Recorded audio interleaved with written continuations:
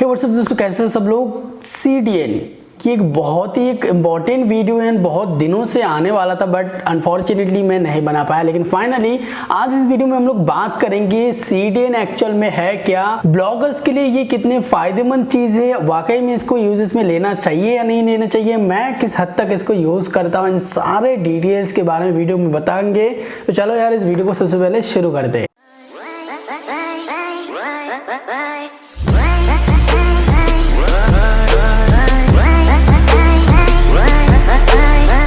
तो देखो गाइस, आप में से मैक्सिमम ऑफ द लोग जो है वो ब्लॉगर्स हो एंड आपको कई सारे ऐसे कॉमन इश्यूज आते होंगे। अभी मैं जो बताऊंगा, लाइक सबसे पहला स्पीड का इशू, दूसरा अगर किसी के पास यहाँ पर डाउनलोडिंग वेबसाइट है, जो नॉर्मल होस्टिंग होता है उसमें जो डाउनलोडेबल सर्वर वो कैपेबल नहीं होता है, लाइक कोई भी फाइल अगर आप डाउनलोड के लिए दो तो आपको वेबसाइट डाउन चला जाता है। तीसरा, अगर आप एक वीडियो स्ट्रीमिंग वेबसाइट स्टार्ट करना चाहते हो लाइक यूट्यूब इस तरीके का, या फिर यूडेमी, अनअकैडमी इस टाइप का, तो इसका भी सोल्यूशन यहाँ पर मौजूद होगा इस वीडियो में। आइए चलिए इस सारे प्रॉब्लम्स की सोल्यूशन के बारे में बात करते हैं। तो देखो CDN का जो फुल फॉर्म है वो है कंटेंट डिलीवरी नेटवर्क, यानी कि एक ऐसा नेटवर्क जिसके थ्रू जो आप जो वेब में जो कंटेंट होता है, यानी कि मान लीजिए एक वर्डप्रेस है, एक वेबसाइट है, तो ये वेबसाइट का जितने भी सारे कंटेंट है इसको एक नेटवर्क के थ्रू डिलीवर किया जाता है, उसको कहते हैं CDN। अब ये CDN वर्सेस होस्टिंग के अंदर डिफरेंसेस क्या होता है, देखो एक जो पर्टिकुलर होस्टिंग होता है ना, उसके अंदर एक पूरा OS यानी कि ऑपरेटिंग सिस्टम होते हैं, पूरा आपका प्रोसेसर CPU वगैरह सब कुछ मिला के वर्डप्रेस नाम का एक सॉफ्टवेयर भी होता है, उसी के अंदर cPanel नाम का सॉफ्टवेयर होता है और भी कई सारे सॉफ्टवेयर मिलकर एक टोटल एक डिवाइस बन जाता है, एक होस्टिंग, ठीक है। लेकिन CDN जो होता है ना वो उस तरीके का नहीं होता है, हालांकि इसमें भी OS होता है, सब कुछ होता है, लेकिन ये इतना ज़्यादा हैवी नहीं होता कंपेयर टू एक होस्टिंग के मामले में। एक जो सर्वर होता है उसमें बहुत सारी चीज़ें होता है, लेकिन एक CDN सर्वर जो होता है उसमें सिर्फ फाइल्स का लेन देन होता है और कुछ छोटे मोटे सॉफ्टवेयर्स होते हैं। और ये जितने भी सारे कंटेंट या फिर जितने भी सारे चीज़ें होता है एक CDN सर्वर पे, वो एक जगह पे बेस करके नहीं रहता है, ये भी एक क्लाउड टेक्नोलॉजी यूज़ करता है। लाइक अगर आपका एक वर्डप्रेस example.com एक वेबसाइट है और उसको अगर आपने CDN के थ्रू कनेक्ट कर लिया है, तो जो CDN सर्वर होगा ना वो मल्टीपल नेटवर्क, यानी कि मान लीजिए इंडिया में उनका एक सर्वर है, या फिर तो अफ्रीका में एक सर्वर है, USA में एक सर्वर है, तो तीनों सर्वर में जो है ना आपका वेबसाइट रन होगा। एंड अगर USA से आपका वेबसाइट कोई क्लिक करता है तो सिंपली उनका जो नियरेस्ट सर्वर होगा उसी के थ्रू वो कंटेंट डिलीवर होगा। तो इससे फ़ायदा क्या होगा, आपका जो वेबसाइट है वो बहुत ज़्यादा जल्दी लोड लेगा एंड बहुत फास्ट बन जाएगा। और आप लोग को पता ही है कि इशू के अंदर या फिर तो सिंपली यूज़र एक्सपीरियंस की बात करें तो स्पीड कितना मैटर करता है। तो बड़े बड़े जो कंपनीज होते हैं, इवन छोटे मोटे जो ब्लॉग्स होते हैं, जो बहुत ही रेपुटेड ब्लॉग्स होते हैं, लाइक कोई एफिलिएट ब्लॉग हो गया या फिर कोई बहुत ही अच्छा ब्लॉग हो गया जिसके ऊपर प्रीमियम कंटेंट है एंड प्रीमियम यूजर्स हैं, तो उस हिसाब से CDN वहाँ पर एक बहुत ही महत्वपूर्ण भूमिका निभाता है। अब ये चलो हमने जान लिया CDN का कंसेप्ट कैसा होता है, किस तरीके से काम करता है। अब इसकी ज़रूरत कहाँ कहाँ पे आता है हमारे वेबसाइट पे। देखिए हमारे वेबसाइट पे ना बेसिकली नॉर्मल जो भी सर्वर होते हैं उस पर आपके एक वेबसाइट में इमेजेस होंगे, टेक्स्ट होंगे, हाईलाइट अगर ब्लॉग हो तो, और कुछ स्क्रिप्ट्स होंगे, लाइक बैकएंड में जावा स्क्रिप्ट्स वगैरह रन करते हैं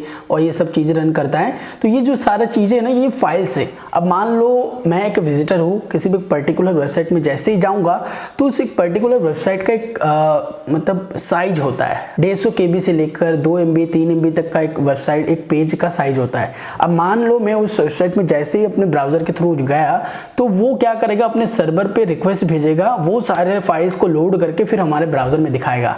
और ठीक इसी तरीके से मेरी तरह कम से कम और 500 लोग अगर एक ही टाइम पे उन्हीं फाइल्स को, यही सेम टास्क को दोबारा रिपीट करवाए सर्वर से, तब एक सर्वर के ऊपर बहुत ज़्यादा लोड बढ़ता है, ठीक है।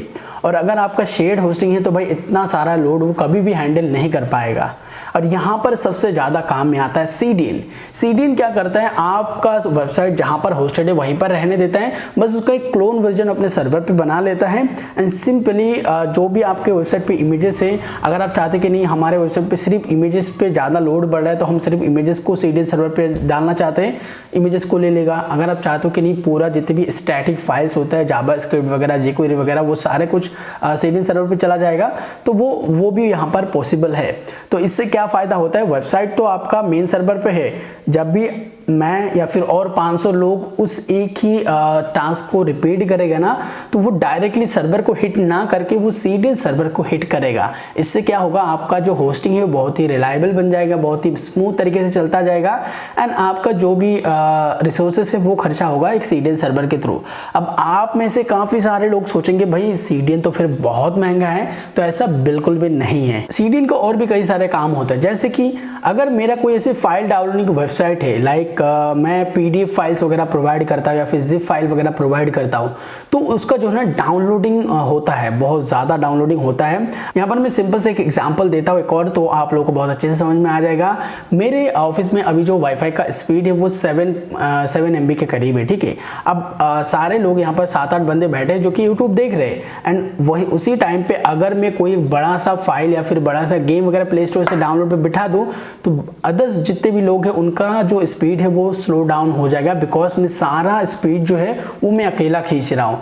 तो इसका जो कैपेसिटी है, यानी कि जो डाउनलोडिंग का कैपेसिटी है वो है 7 MB, और ये लोकल नेटवर्क है, यहाँ पर इतना ही देगा 7 MB, उसके ऊपर ये जाएगा नहीं। तो इस हिसाब से भी सेम टू सेम काम करता है आपका सर्वर भी। आपका सर्वर पे भी एक डाउनलोडिंग और एक अपलोडिंग स्पीड होती है। जो भी चीज़ें आपकी वेबसाइट से सर्व होता है वो भी एक पर्टिकुलर स्पीड में आता है। तो उस हिसाब से आपका सर्वर का स्पीड में भी जो रेगुलर होता है ना, जितने भी सारे शेयर्ड होस्टिंग, उसका होता है 100 Mbps का, ठीक है, उसके ऊपर वो जाता नहीं है। अब आप लोगों को नेटवर्किंग के बारे में पता है कि भाई टायर 1 नेटवर्क होता है, टायर 2 नेटवर्क होता है, टायर 3 नेटवर्क होता है। अब ये जो जितने भी सारे होस्टिंग कंपनी है ना, ये जहाँ पर लोकेटेड है, यानी कि बेंगलुरु में लोकेटेड है, तो वहाँ पर काफ़ी अच्छा खासा इंटरनेट है। अगर ये हम गाँव में ही एक होस्टिंग सर्वर बना ले, तो यहाँ पर हाईली मुझे जो इंटरनेट स्पीड मिलेगा वो 100 Mbps तक कहीं मिलेगा, उसके ऊपर ही मिलेगा भी नहीं, ठीक है ना। तो बेसिकली आप लोग को यहाँ पर टारगेट करना चाहिए, जो भी आप सर्वर ले रहे हो ना, वो टायर 1 नेटवर्क के साथ कनेक्टेड हो।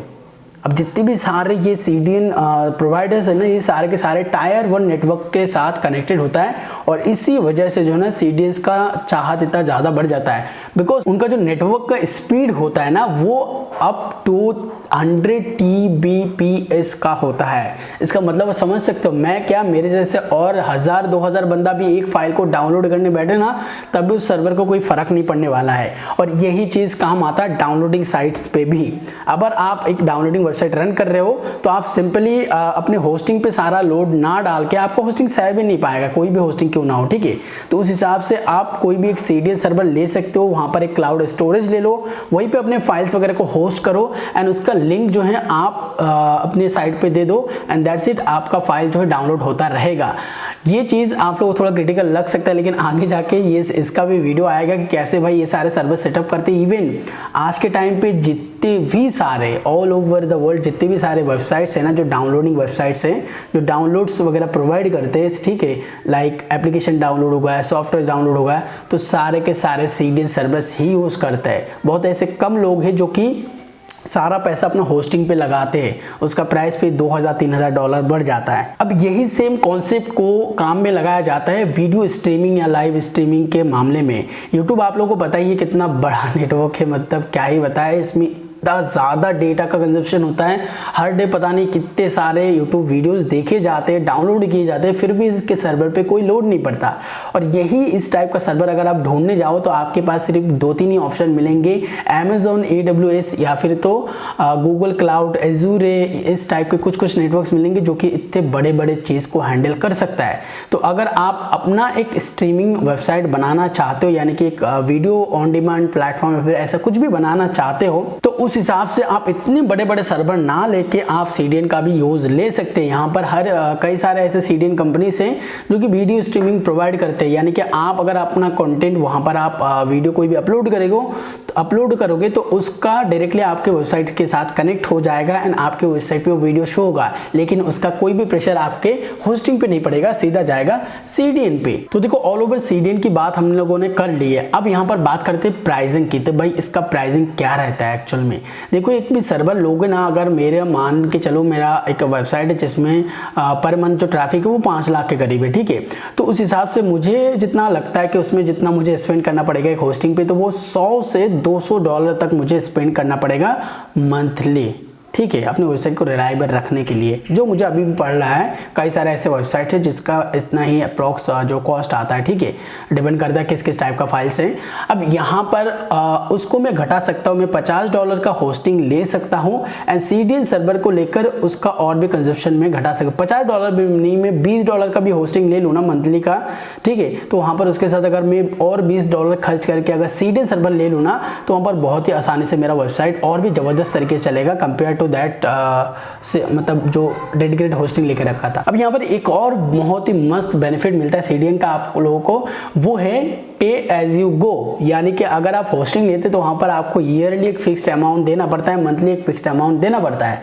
लेकिन भाई साहब क्लाउड और CDN में एक बहुत ही ज़्यादा अच्छा बेनिफिट है कि आप जितना यूज़ करेंगे उतना ही आप पे करो, कोई दिक्कत नहीं है। आपका जिस कंट्री से ज़्यादा लोड बढ़ रहा है उस कंट्री के हिसाब से जो भी बैंडविड्थ का खर्चा है वही आपको निकल के देगा मंथ के एंड में, और यही सबसे मोस्ट बेनिफिशियल चीज़ है हर एक CDN कंपनी का। अब सारे CDN कंपनी ऐसे नहीं प्रोवाइड करते, ठीक है, वो भी एक फिक्स अमाउंट करके रखते हैं कुछ कंपनीज, ठीक है, तो ये आप लोगों को चूज़ करना होगा। अभी ये वीडियो में हमने टोटली जान लिया है CDN के बारे में, एक ब्लॉगर को एक CDN किस तरीके से हेल्प कर सकता है, उनको ज़रूरत किस लिए होता है। अब नेक्स्ट वीडियोस में हम लोग जानेंगे कि लाइक बेस्ट CDN जो सर्विसेज है वो कौन कौन से हैं, एंड उसके नेक्स्ट वीडियोस में हम लोग जानेंगे कि हम लोग CDN सर्वर को कैसे अपने वेबसाइट पे सेट कर पाए, लाइक image.example.com या फिर static.example.com, cdn.example.com, इस तरीके से, ठीक है।